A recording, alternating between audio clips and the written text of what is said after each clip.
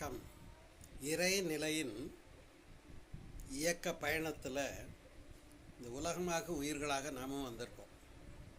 அப்போ அந்த இறைநிலையே நமக்குள்ள நம்முடைய செயலுக்குரிய விளைவாக ஒரு பெரிய ஒழுங்கமைப்பு ஆற்றலை கொடுத்துருக்கு.